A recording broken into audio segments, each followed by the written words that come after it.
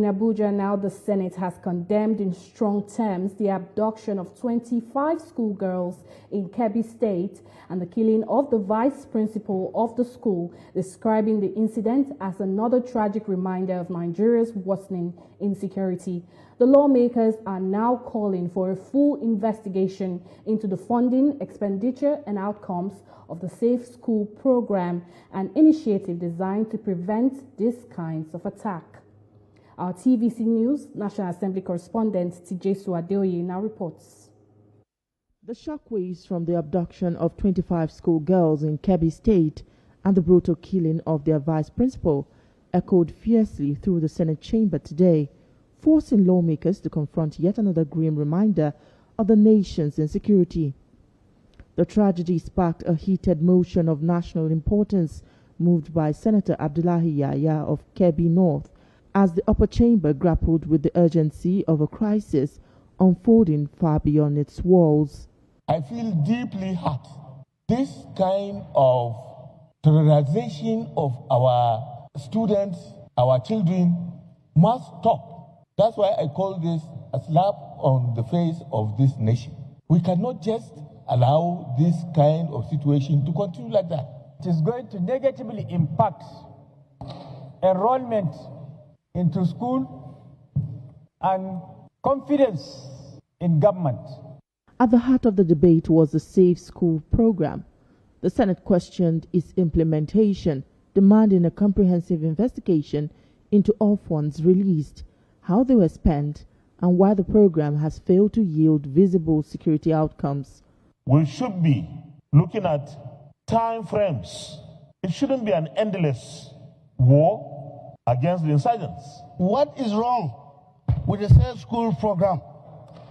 I was a member of the Safe School program, Mr. President, and that went a lot in helping to secure schools. To strengthen national security, the Senate is urging the President and the military hierarchy to authorize the recruitment of no fewer than 100,000 well-trained and well-equipped personnel, arguing that the strength of Nigeria's current force is grossly inadequate for the scale of threats facing the country. Recruit additional 1,000 men into the Nigerian army so that we have enough men and women in uniform to cover the entire country. We have an opportunity to discuss at the Security Summit to get the views of Nigerians, compare them, and then come up in December when we are doing the National Security Summit. The Senate also mourned the vice principal killed in Kebbi, the brigadier general, and the other soldiers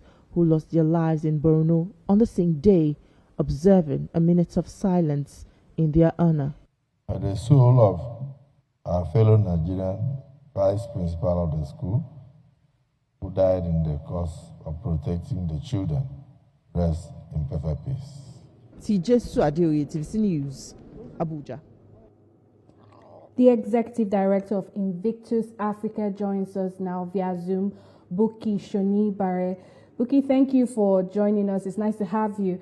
I want to start by asking you what your reaction was when you first heard the news. You have an organization that is recognized as international for protecting human rights and women's rights. So what was your reaction to this latest updates? My reaction was that of disappointment. The disappointment that we have been here. If you recall, it was 11 years, 7 months, and 5 days ago that the Chibok girls were abducted. Thereafter, we've had, many other mass abductions. We had the Dapchi abduction in 2018. We had the Jangebe abduction. We have the Kankara boys who were abducted, 344 of them. So we've had many large-scale abductions from which we could learn from.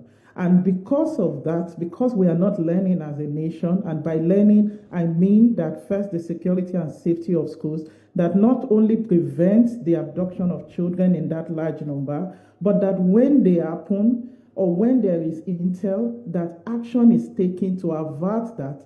And if our girls are abducted or our children are abducted, they are brought back as soon as possible. It's been 48 hours since this very abduction, and we have not seen any result in terms of bringing back the girls. So again, for me, it is just disappointment, and that we are reliving all over again 10, 11 years ago and even prior. So what specific actions do you think the security agencies must take? You have said it's 48 hours and no major information has been shared. So according to you, what action must be taken to ensure that these girls are brought back safely?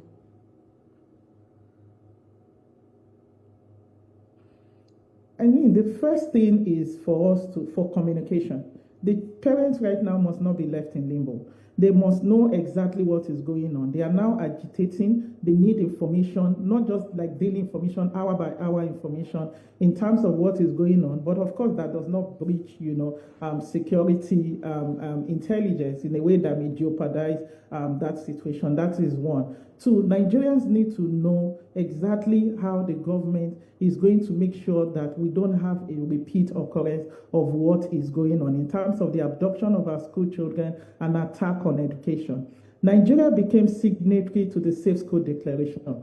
Following the Safe School Declaration, we came up with the 2021 Safety and Security of Schools to ensure violence-free schools. That particular policy ensures that we have a minimum standard of security and safety of school, perimeter fencing, sufficient lighting, sufficient military or security personnel in a way that does not militarize our educational institution. Not just even perimeter fencing, but perimeter fencing in a way that is secured. The way you secure your own perimeter fencing in your house is the same way we expect that perimeter fencing of schools, especially those in high-risk areas, are actually secured to make sure that insurgents will not be able to just scale it, because it's not just enough to have those fences. That is the second thing. We need to fund, operationalize, and implement the Safe School Initiative. It's a robust initiative that the government, donor institutions, private institutions came together to form.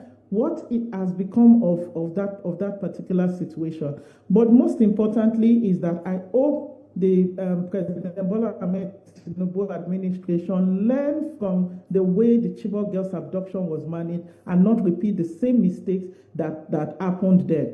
We hope that we'll have our girls back as soon as possible, but particularly we expect that we should have them back within today or the next few days, because the longer they stay, the lesser the chances of getting them back home. Thank you. Thank you very much, Bukky, for that update. Bukky is the Executive Director of Invictus Africa.